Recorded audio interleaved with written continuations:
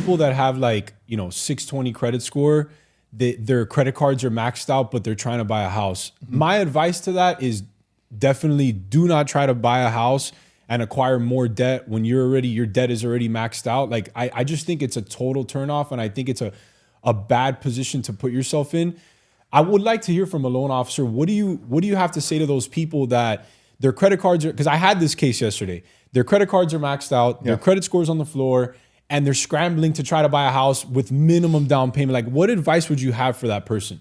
Yeah, that's I'm glad you brought that up. We are more than a loan officer.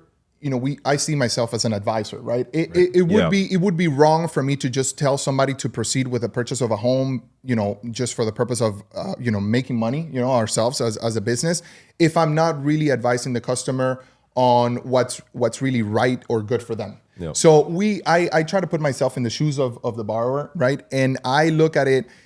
If I see on a credit report, right, all of these items, negative items, or I see that the customer might be struggling, then that is something that I'm going to let them know. Hey, I'm seeing this, in your credit report. Are you sure that this is something that you can handle? How would you feel, after you make the purchase? Or I also tell a lot of people sometimes, one thing is the payment that you qualify for, and another thing is the payment that you're comfortable with, right? You don't have to max out that payment that you qualify for, right?